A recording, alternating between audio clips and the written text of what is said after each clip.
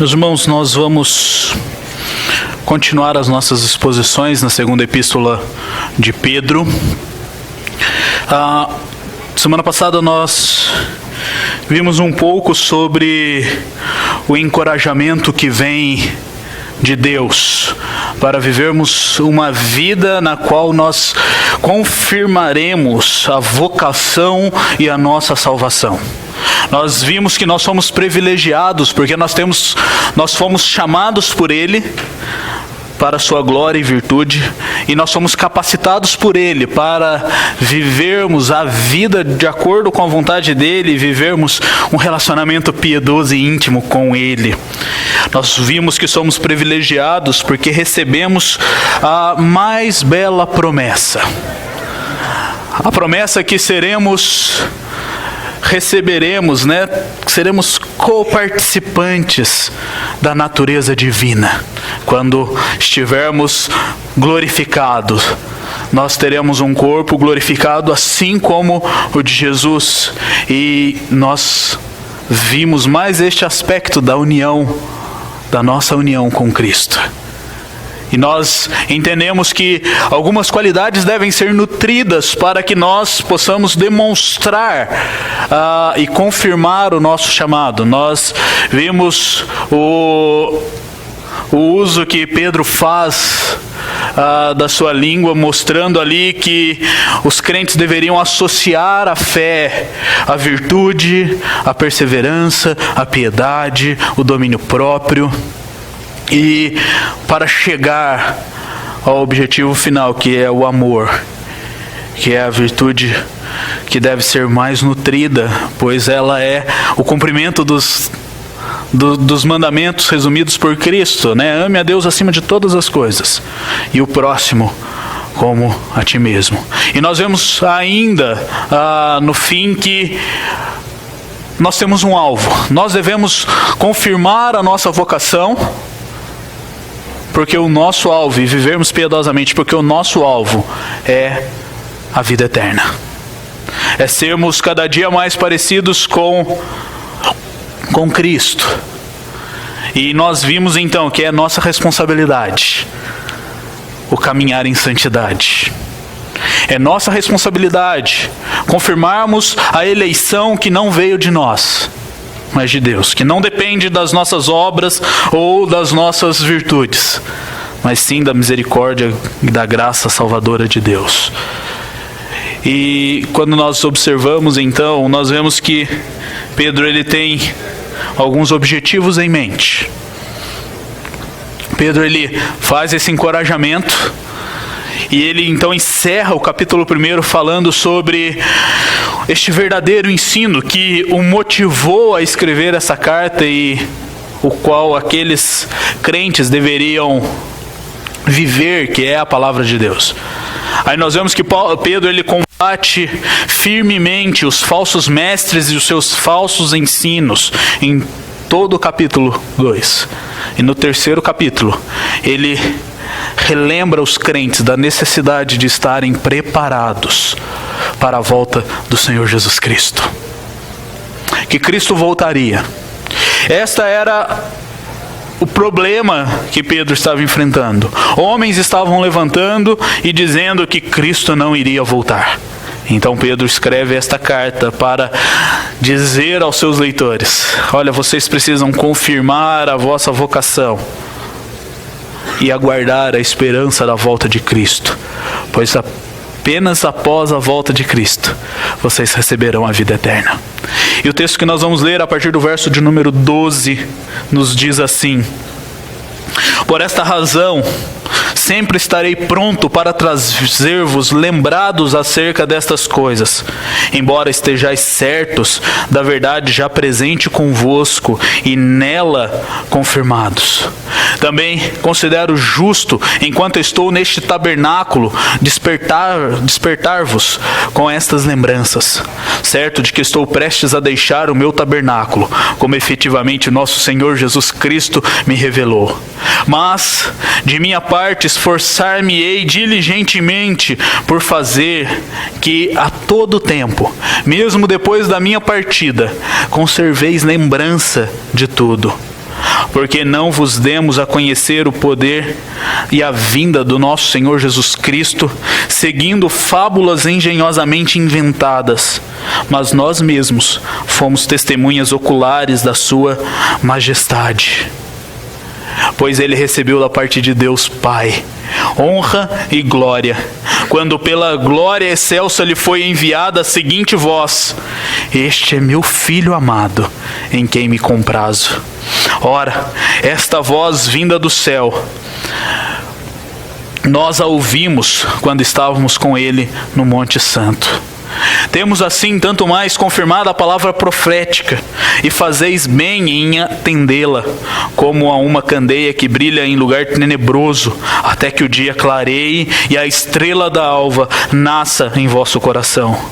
Sabendo primeiramente isto, que nenhuma profecia da Escritura provém de particular elucidação, porque nunca jamais qualquer profecia foi dada por vontade humana.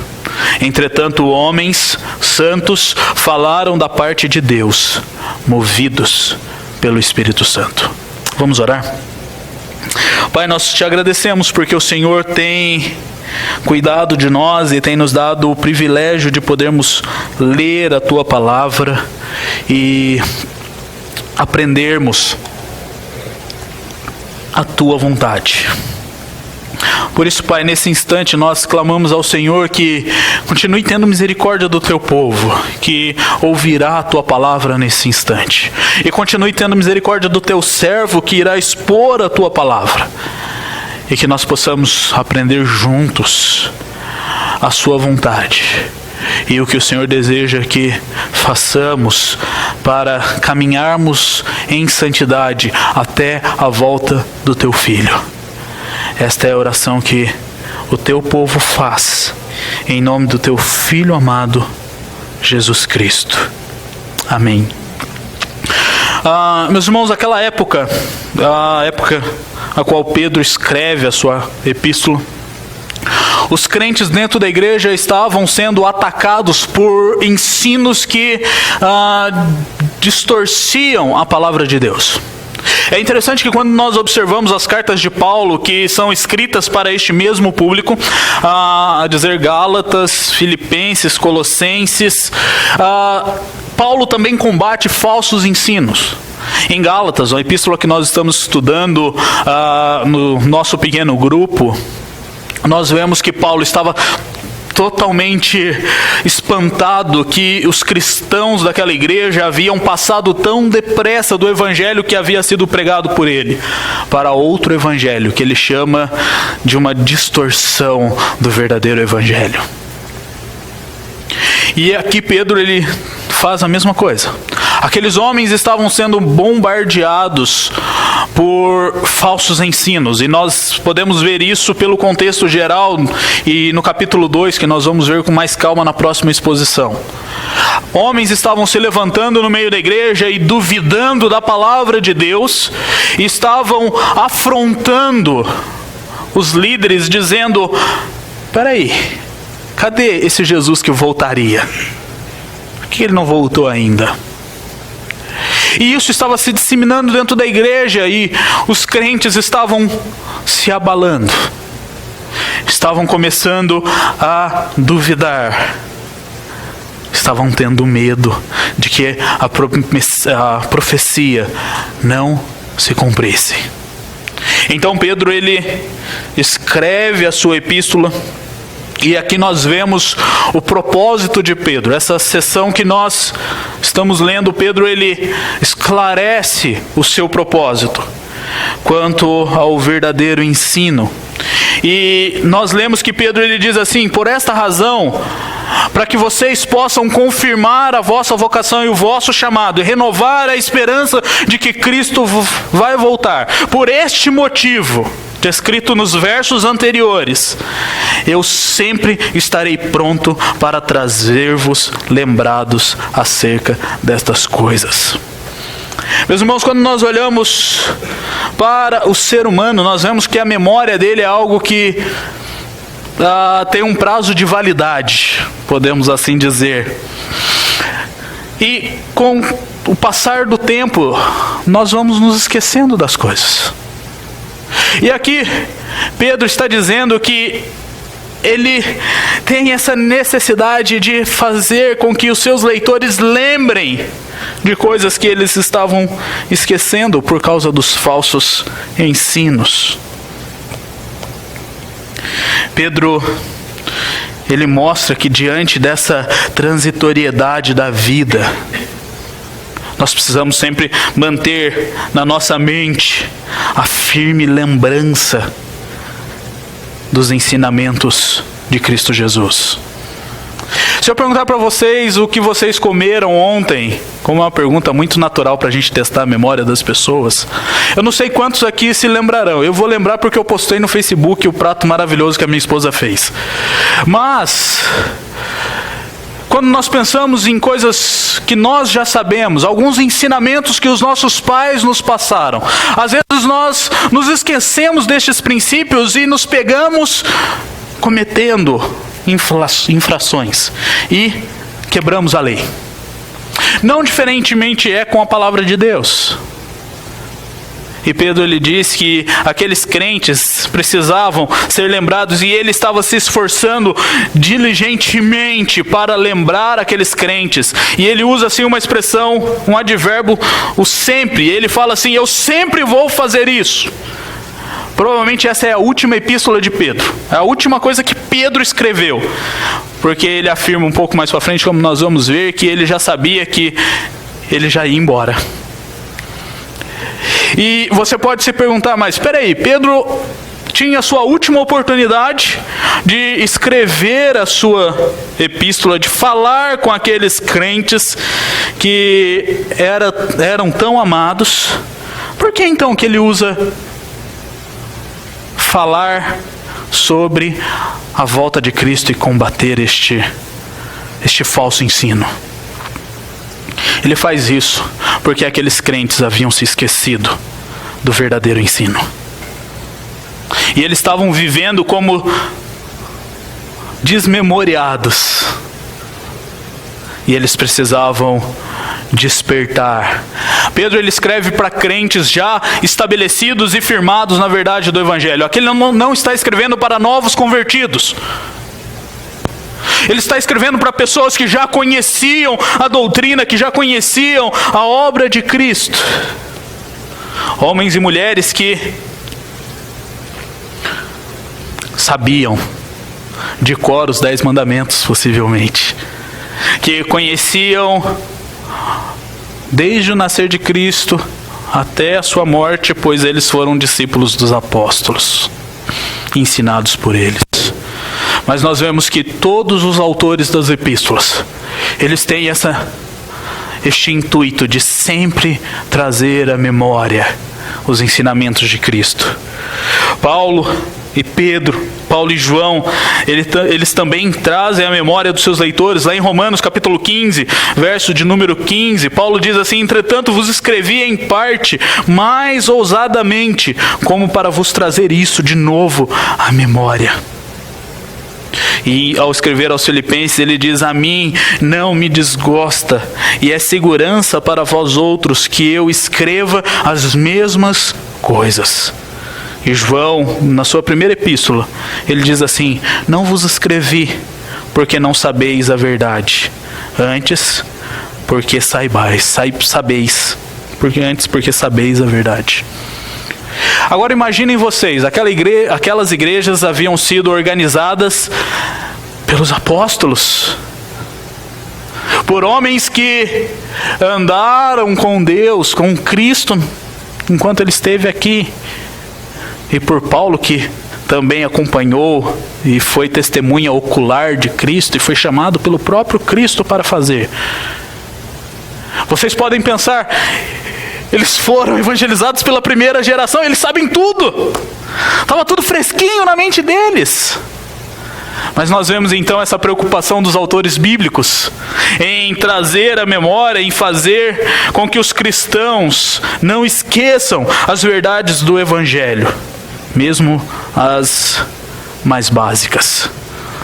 E a intenção destes homens não é apenas fazer com que os crentes lembrem mentalmente as verdades do Evangelho, mas sim de uma forma volitiva e prática.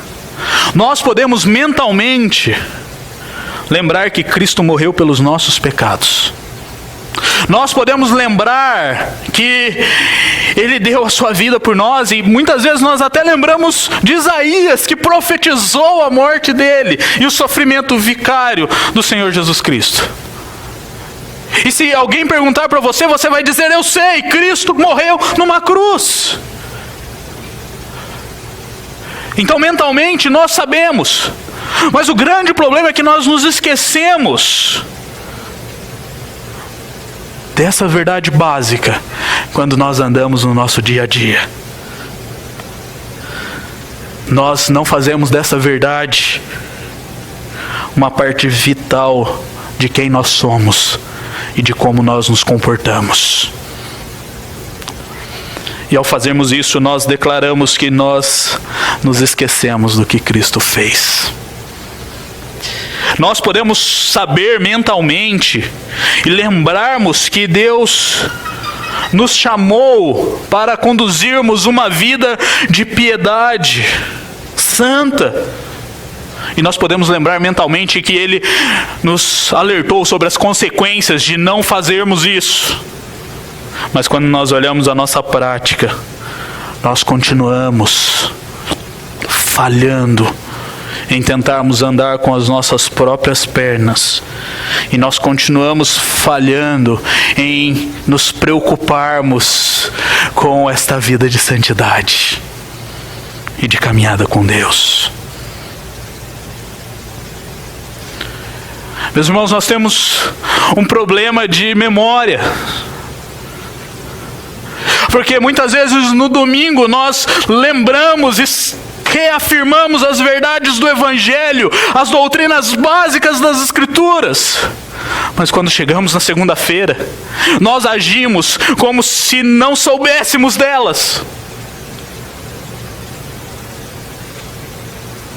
Por isso, então, a necessidade de lembrarmos, não apenas mentalmente, mas de forma prática, o verdadeiro ensino.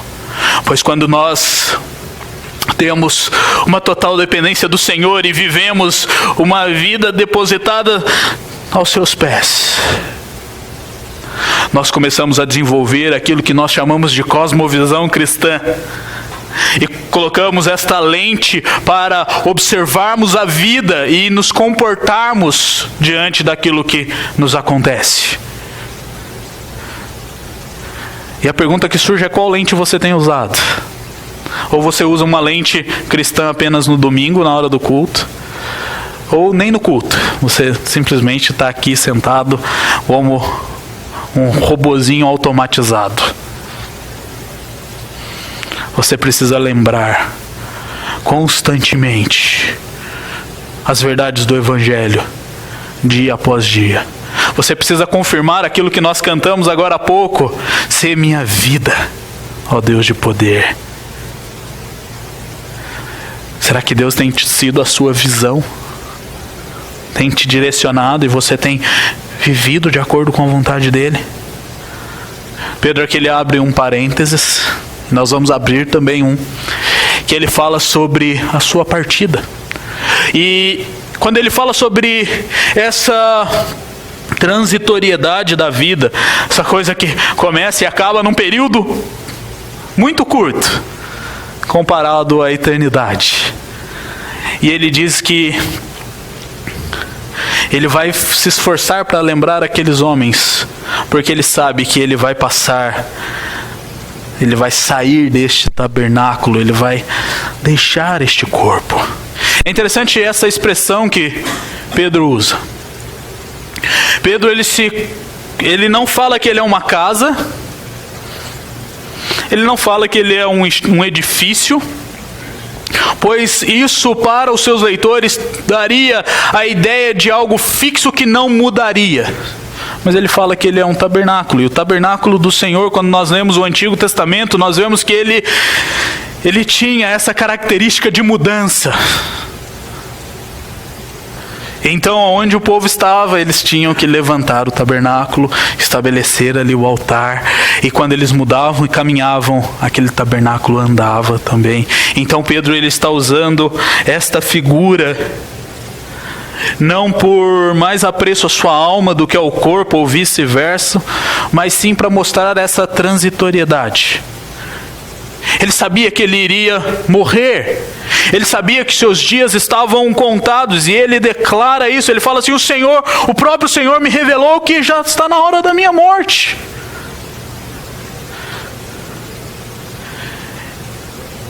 E quando nós olhamos, Pedro ele mostra que mesmo neste último momento, nestes últimos momentos, a intenção dele era lembrar e despertar os seus leitores a conhecerem, a viverem o verdadeiro ensino. E o que nós aprendemos com isso? Que mesmo diante das circunstâncias da vida, que mesmo diante do nosso curto período de estadia aqui, nós temos que aproveitar cada momento para nos lembrarmos do verdadeiro ensino. Nós temos que nos esforçar para nos despertarmos. Aqui Pedro ele não está falando que aqueles leitores estavam dormindo. Ele está falando que aqueles leitores estavam desatentos. Eles estavam em um estado de... Eles estavam, vamos usar um termo bem moderno, eles estavam totalmente avoados. Não estavam prestando atenção na maneira que eles deveriam viver e nem se lembrando dos ensinamentos. Eles estavam deixando a vida levá-los. E Pedro está dizendo que eles precisavam acordar, que eles precisavam despertar, que eles precisavam prestar atenção na vida deles e trazer à memória os ensinos de Cristo e aquilo que Cristo havia ensinado a eles e o que a Escritura falava. E para falar sobre o verdadeiro ensino, Pedro ele primeiro chama a autoridade ocular, podemos assim dizer. E ele fala sobre, no verso 16, ele vai contundentemente contra os falsos ensinadores, os falsos mestres. E ele diz assim: nós não vos demos a conhecer o poder e a vinda do nosso Senhor Jesus Cristo, seguindo fábulas engenhosamente inventadas, mas nós mesmos fomos testemunhas oculares da sua majestade. Pedro aqui ele relembra os seus leitores que ele não inventou essa mensagem. E é interessante que quando nós observamos Pedro no primeiro capítulo, no início do primeiro capítulo, ele está falando na primeira pessoa do singular. Eu, e aqui ele muda. Ele vai para o plural e diz nós. E ele se refere ao ensinamento dos apóstolos, mostrando que eles ensinavam a mesma coisa. E todos eles ensinavam o que haviam visto. E não apenas uma mentira inventada, uma fábula inventada. E aqui nós vemos o objetivo central da epístola de Pedro. Pedro enfatiza que o verdadeiro ensino que ele está lembrando seus leitores não provém dessas fábulas inventadas por homem. Pedro então ele foca neste ponto doutrinário da volta de Cristo. Como eu já disse, ele podia estar aproveitando os seus últimos momentos, a sua última epístola, para escrever sobre a morte, pois ele sabia que a sua morte estava próxima. Ele podia usar essa epístola para falar sobre a vida após a morte. Ele poderia usar essa epístola para falar sobre a necessidade de viverem em santidade, ou sobre a obra do Espírito Santo, ou sobre a ressurreição, ou sobre a vitória da morte. Mas ele gasta as suas últimas palavras para responder uma pergunta que se encontra no verso de número 4, do capítulo 3, onde os falsos mestres estavam perguntando: onde está a promessa da sua vinda? Capítulo de número 2, não é o verso 3, não é o verso 4. Já eu acho. 3, 4. Então tá certo, então eu falei certo. Pedro ele gasta suas últimas palavras para combater este falso ensinamento. Aqueles homens estavam com essa dificuldade, estavam tendo problemas sobre esperarem a volta de Cristo. E meus irmãos, Pedro ele diz que este falso ensino de que Cristo não voltaria, ele não passava de fábula. E fábula é um mito. E quando nós perguntamos o que é um mito, nós podemos dizer que trata-se de uma história formulada pelo homem para expressar seus próprios desejos, sem qualquer referência à realidade. Isso é um mito. Invenção de algo que não é real. E quando nós pensamos na volta do Senhor Jesus Cristo, nesse verdadeiro ensino, nós podemos comprovar a sua veracidade. Paulo e Pedro fala que ele foi testemunha ocular. E ele cita então a transfiguração, onde ele, Tiago e João não estavam num barquinho, mas estavam no monte, puderam ver o Senhor glorificado. Meus irmãos, o problema do mito, o problema da fábula, é que ele tem um enfoque totalmente antropocêntrico. O foco dele é o homem e o seu desejo. E por causa disso, ele é totalmente desprovido do poder redentivo. Mas quando nós pensamos no verdadeiro ensino, e nós pensamos o que as Escrituras nos dizem sobre a volta de Cristo, sobre o que Ele fez por nós, nós podemos afirmar que a Bíblia ela é divinamente inspirada por Deus, tem as suas raízes na história e é inquestionavelmente verídica. No próximo ponto nós vamos trabalhar um pouco mais sobre as Escrituras. Mas quando nós observamos os mitos e as fábulas que Pedro diz que foram engenhosamente fabricadas pelos homens, e as comparamos com as Escrituras,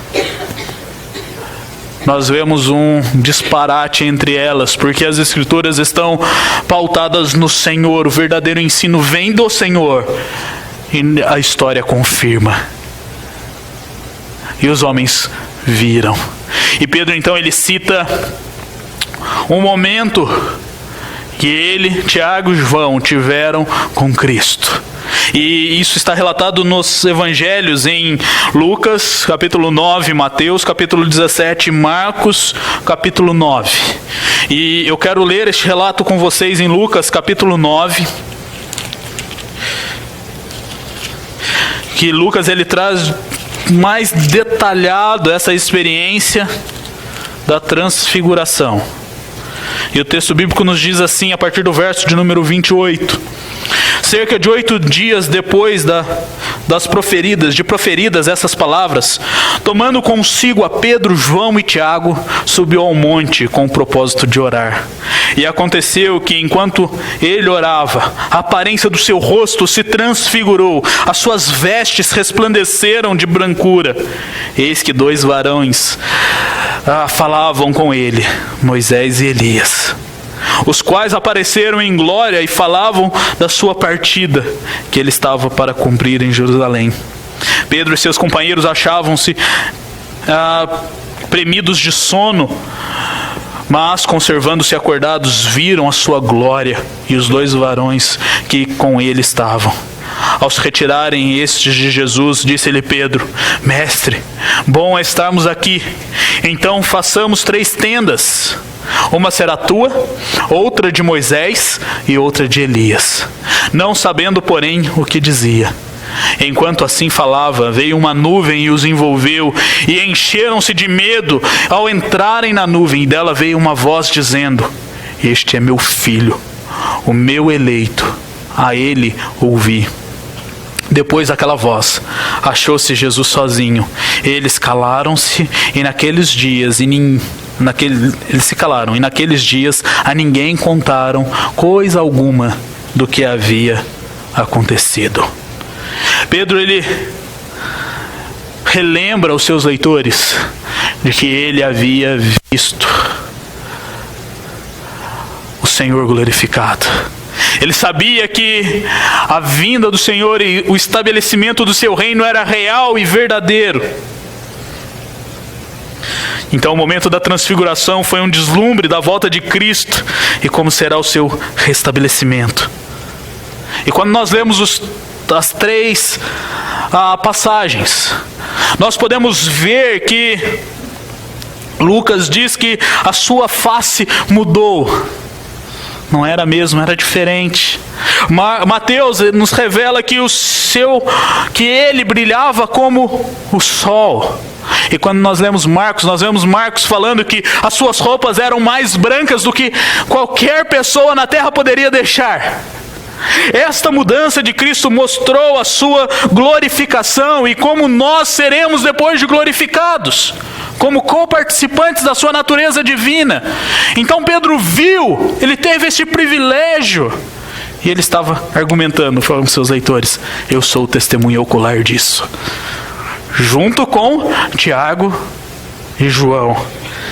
E quando nós olhamos essas mudanças, elas representam a pureza de Cristo e a vitória sobre a morte. E quando elas se juntam com a voz que veio do céu, elas indicam a exaltação de Cristo Jesus como sendo Deus, Filho de Deus. E é interessante quando nós lemos essa lembrança de Pedro sobre o que a voz disse.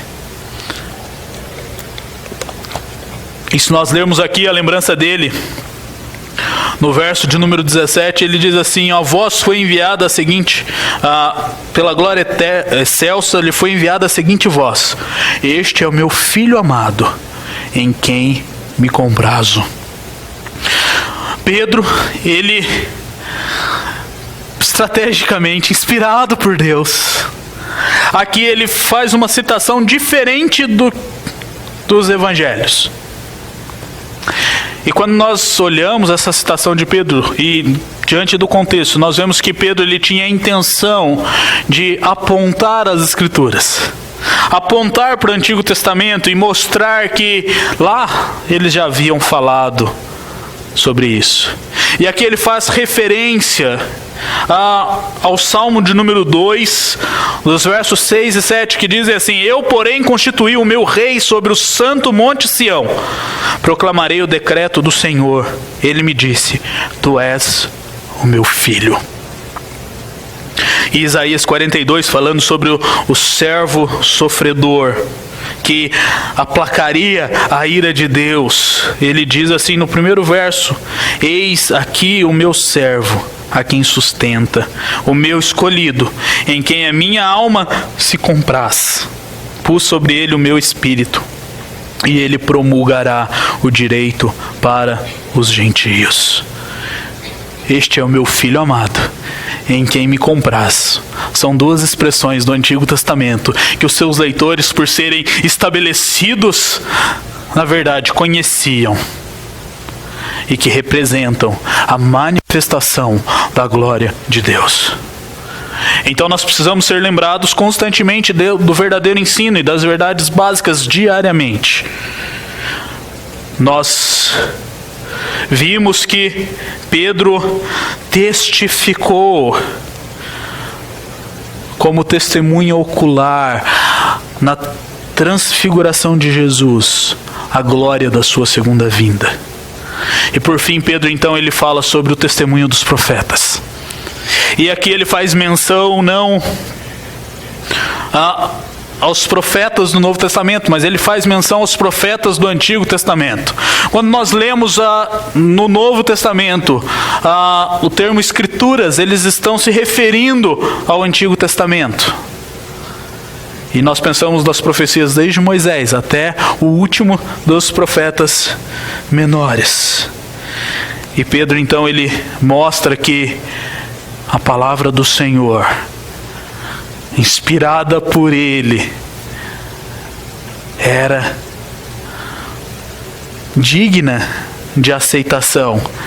E ele diz assim: vocês precisam atendê-la, e vocês fazem bem em fazer isso, pois essas palavras elas foram confirmadas pelo próprio Cristo.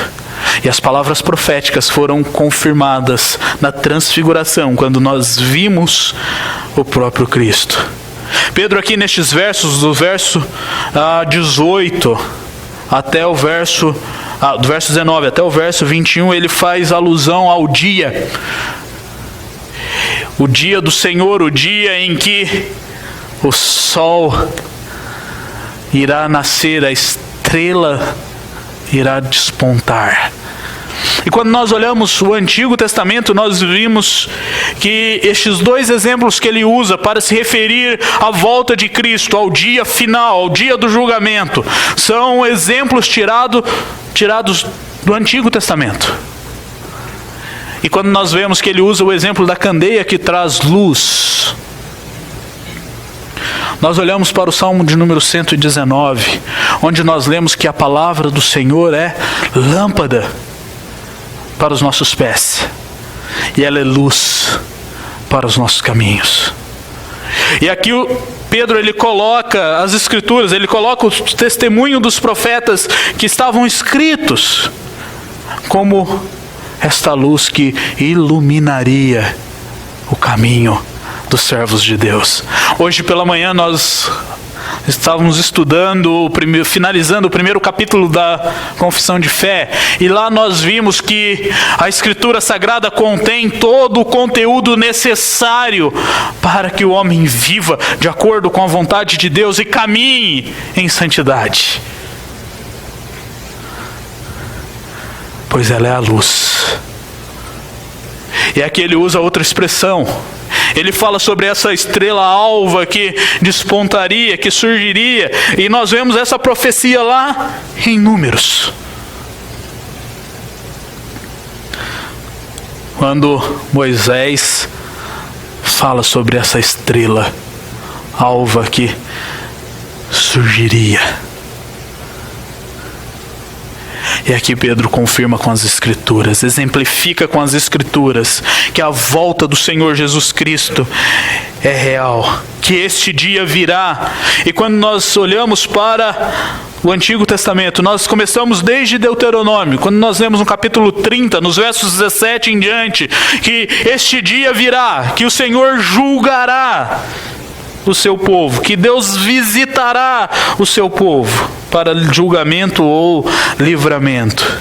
E quando nós lemos os profetas, especificamente Joel ele fala sobre esse dia do Senhor, o dia em que o Senhor nos visitará e nos julgará.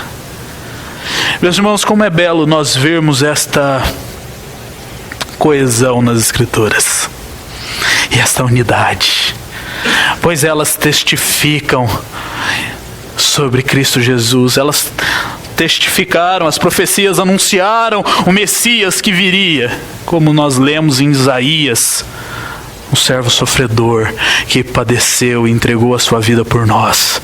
Da mesma forma que elas testificam sobre a volta do Senhor Jesus Cristo, e nós precisamos nos firmar sobre o verdadeiro ensino. Pedro, ele encerra esta parte falando sobre um tema doutrinário.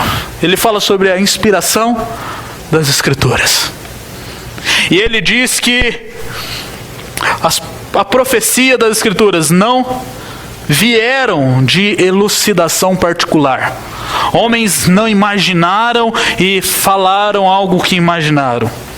As Escrituras, ela vem de Deus e não é um relato dos homens sobre Deus. E ela foi dada por Deus através de homens que, aqui você pode ver esses colchetes que diz santos, homens que foram separados por Deus, santificados por Deus, para serem boca de Deus, para falarem da parte de Deus. Inspiração significa soprar. Deus soprou as palavras a estes homens que Ele separou e os capacitou para falarem da parte dEle. Quando nós pensamos nesta doutrina, vem à minha mente, e eu tenho certeza que vem à mente de vocês, o texto de 2 Timóteo 3,16, onde lá nós temos a declaração que toda Escritura é inspirada por Deus. E ela é útil para nos ensinar, para nos educar, para nos repreender e para nos corrigir, com a finalidade de que todo homem de Deus seja perfeito e perfeitamente habilitado para toda boa obra. Então, o conteúdo das Escrituras, como nós já vimos hoje, ele é suficiente para que o homem conheça a Deus e tenha certeza da vida eterna, pois aqui contém as palavras de salvação. O autor aos Hebreus, ele começa a sua epístola afirmando que outrora Deus falava por meio dos profetas, mas agora Ele fala por meio da obra de Cristo Jesus. E é a Escritura que nos apresenta o que Cristo Jesus nos ensina, como nós devemos viver. Então nós concluímos que a palavra de Deus é o verdadeiro ensino que nós devemos seguir, pois ela vem de Deus, ela é testificada por Deus e ela é mantida por Deus. Então nós temos a necessidade de lembrarmos os ensinamentos do Senhor que estão contidos na sua palavra. E agora, diante do verdadeiro ensino expresso por Pedro, diante do propósito de Pedro, diante do testemunho de Pedro e diante do testemunho dos profetas, o que nós devemos fazer? A primeira coisa é: pregue o Evangelho diariamente para você. Relembre diariamente as Escrituras na sua vida prática.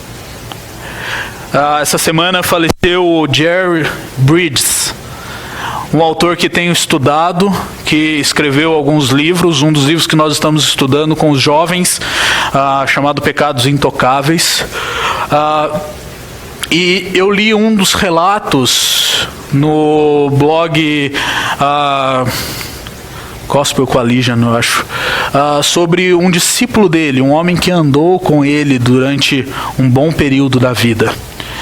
E lá ele fala algo que me chamou muita atenção. Ele diz que estava no carro com o Jerry Bridges, e neste carro ele falou assim: Jerry, ore como se eu não estivesse aqui. Eu quero aprender como você ora. Então ore como se eu não estivesse aqui. E ele orou, e o autor relata que ele ficou impressionado porque a oração dele continha confissão, continha intercessão, mas continha a pregação do Evangelho. Ele pregou o Evangelho para ele enquanto ele orava. E aquilo me chamou a atenção, porque muitas vezes nós não pregamos o Evangelho para nós mesmos. Nós somos compelidos a pregar o Evangelho para outra pessoa. Nós somos compelidos a pregar o Evangelho para não crentes. Mas os crentes já estabelecidos, como Pedro diz, eles também precisam ouvir do Evangelho. Eles precisam ser lembrados disso. E nós também, diariamente, constantemente, precisamos lembrar do Evangelho e precisamos pregá-lo para nós, para vivermos de acordo com a vontade de Deus. Mas isso não é uma ação egoísta. Nós precisamos também ser instrumentos de Deus para relembrarmos outros irmãos da necessidade de viverem o Evangelho e de viverem os verdadeiros ensinos que estão contidos nas Escrituras. Terceiro, mostre com palavras e ações que você não se esqueceu da obra de Cristo. Hoje é muito fácil nós nos escondermos atrás do nosso computador, abrirmos o nosso Facebook e começarmos a despejar versículos bíblicos, textos teológicos, mensagens que edificam. Mas quando nós saímos do Facebook, saímos das mídias sociais, nós nos esquecemos da obra de Cristo e nos afundamos no pecado. Então não mostre apenas no Facebook que você lembra da obra de Cristo, mas mostre no seu dia a dia, através das suas palavras, através das suas ações, que você vive como Cristo e que você procura viver em santidade. Como cristãos, nós precisamos viver pautados na esperança da volta de Cristo. Nós precisamos esperar ardentemente que Cristo venha. E nós devemos estar preparados para isso. Depois do culto domingo passado, nós conversávamos um pouco sobre isso, né? E nós precisamos não precisar mudar o nosso último dia. Nós precisamos viver os nossos dias como se eles fossem o último. Agindo, indo trabalhar normalmente, honrando normalmente aqueles que devem ser honrados, obedecendo a lei de Deus. Isso nós devemos fazer todos os dias, aguardando a volta do Senhor Jesus Cristo. E por último, para conhecer o verdadeiro ensino, você precisa ler a Bíblia.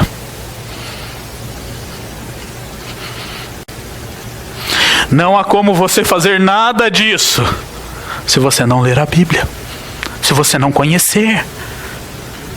E você precisa se lembrar que ela é a palavra inspirada de Deus. Ela contém a vontade de Deus para as nossas vidas. E como nós vamos fazer a vontade dele?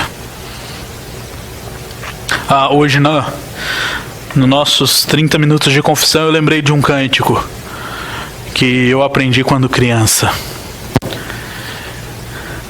Quem não ora, a Bíblia não lê, diminuirá. Leia a Bíblia e faça oração, se você quiser crescer. Este cântico contém uma verdade preciosa e necessária para vivermos o verdadeiro ensino do Senhor. Leia a Bíblia. Como vou fazer isso, pastor? Início do ano, eu disponibilizei para vocês diversos planos de leitura diário das Escrituras. Não sei como você anda o seu. Já eu preciso começar a cobrar as leituras. Mas você não precisa ler 5, 10, 15, 20 capítulos por dia. Mas leia um capítulo por dia. Leia um trecho por dia. Medite sobre ele. Clame a Deus por misericórdia e dependa dele para compreender as Escrituras. Pois assim você vai viver de acordo com a vontade dele, baseado no verdadeiro ensino que vem dele.